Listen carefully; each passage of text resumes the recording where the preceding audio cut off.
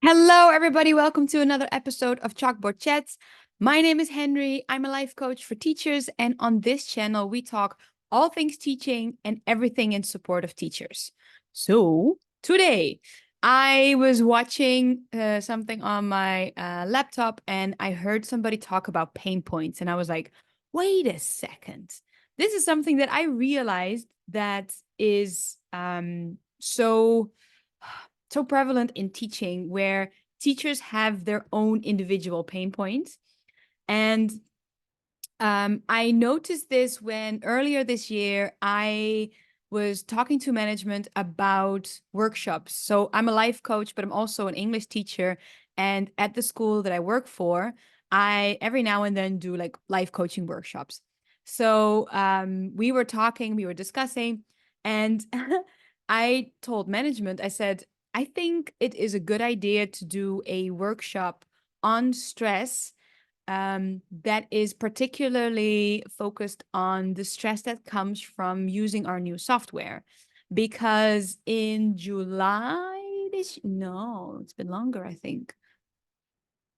No, it was July this year. So in the summer, we went kind of abruptly from one piece of software, like all the student reports and all the grades and stuff, to a different software. And it just caused a lot of stress. And I saw that I was feeling the pressure and the stress, but it was also like a hot topic at our center.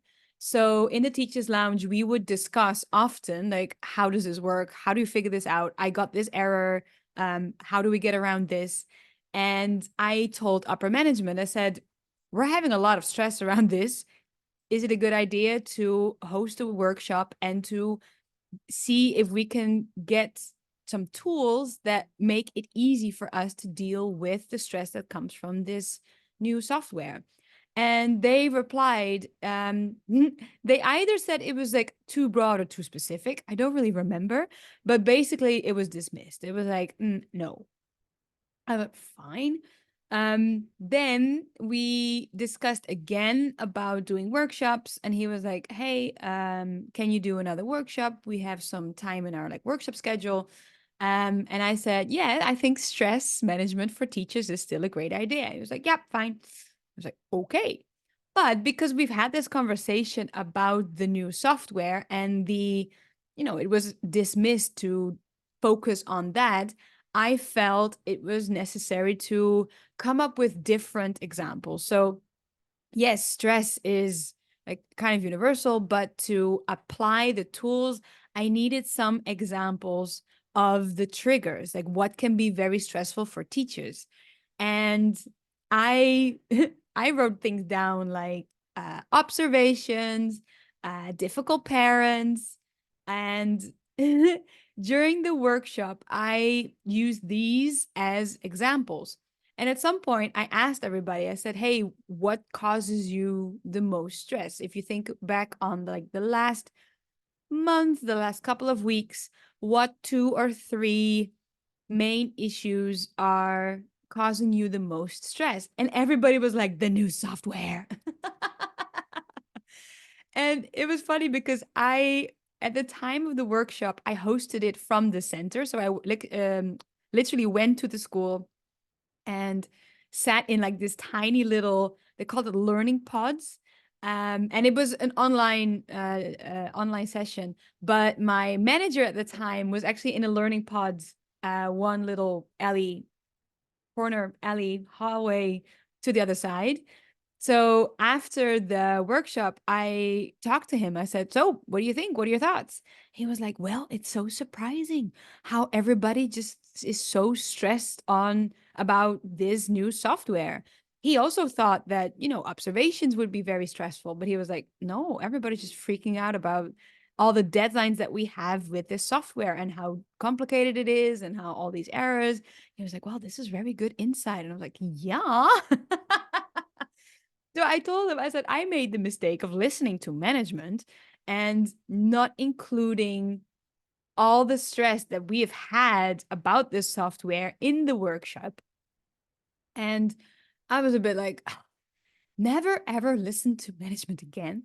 No, I wouldn't say that, but it's so frustrating when management tells you these things. And I was like, I was right. I knew it. So it made me realize how personal and individual our pain points are. Yes, they're universal. Yes, we all get the stress from like lesson planning and chaos in the classroom and difficult parents.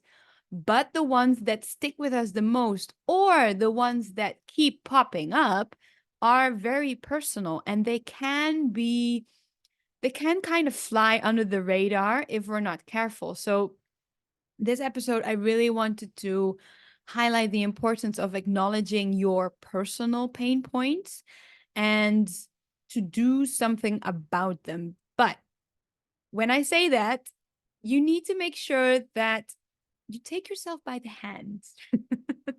Because every time we talk about these pain points, every time I discuss this with like clients or colleagues and friends, it's always, I get this sense of, but I shouldn't be feeling this way. That as if the person who is struggling with these problems feels so much shame that they have this problem in the first place. And when we have shame or anger or frustration on top of the problem, we kind of like, our brain is like, yeah, we don't want to feel shame at all. So we're like, no.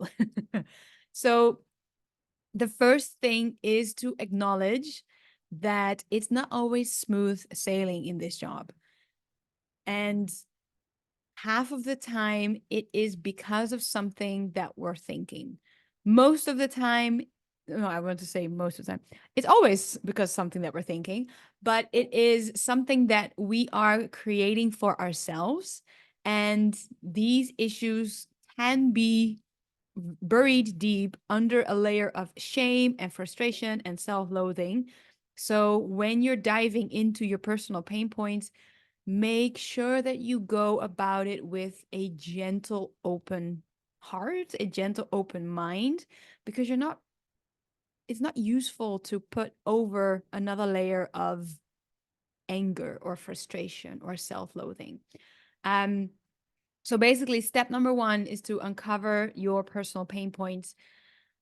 I would suggest keeping a list, keeping a piece of paper every day with you. And whenever you notice that you're like thinking a lot or frustrating a lot or worrying a lot, like something is keeping you busy in your mind, you write it down and you basically just like do like a brain dump, unload everything that's what's in your brain onto a piece of paper.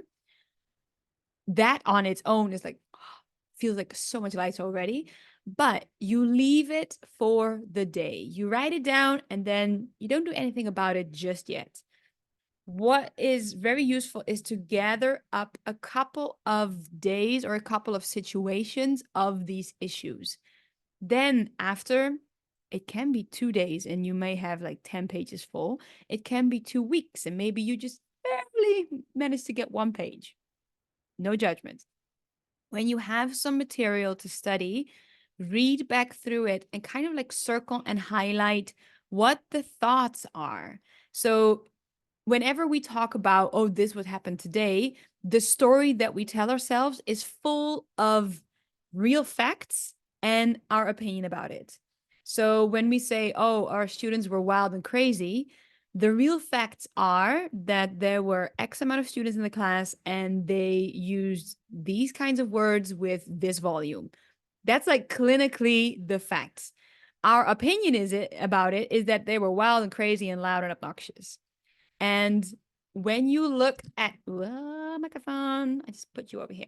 When we look at what happened, what our stories are, try to separate those two. Try to list some of the facts that everybody would agree on, so that if somebody else was in the room, they were like, yeah, these were the facts. These were the amount of people. This is what they were said. These words were said. These were the actions taken. Like X amount of steps to the left. And they hit them on the head. And then on the other side, separate your thoughts about it. They shouldn't do this. They shouldn't be this loud. They're obnoxious. They're misbehaving. I'm a bad teacher. Whatever your opinions and thoughts about those are.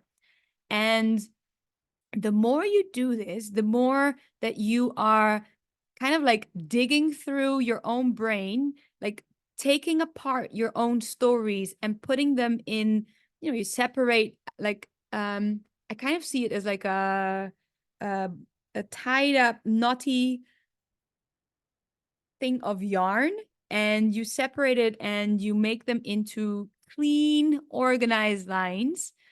The more you do this, the more compassion you get for yourself in any of the situations that happen to you.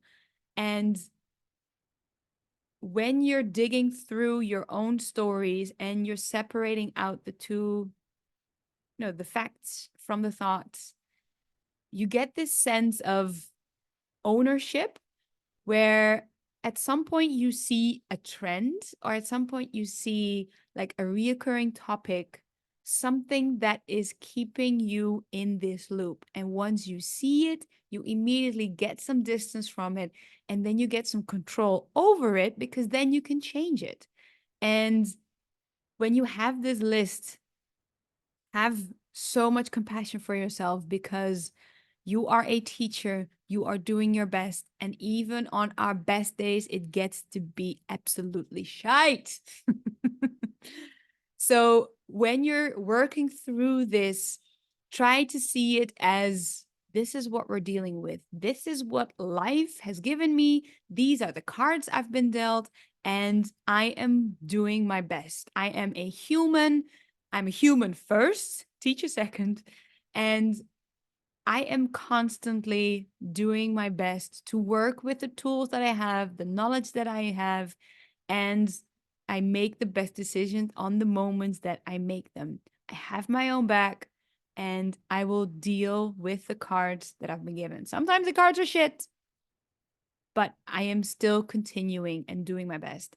And I really, really hope that this exercise of just recording what is keeping you busy, what is replaying in your mind, and digging through the stories and separating out the words that they said and the opinions that we have about it, the actions that we're taking and the feelings and the thoughts that keep going in our minds. And the more we separate them, the more accessible peace and acceptance and a sense of calm is to us.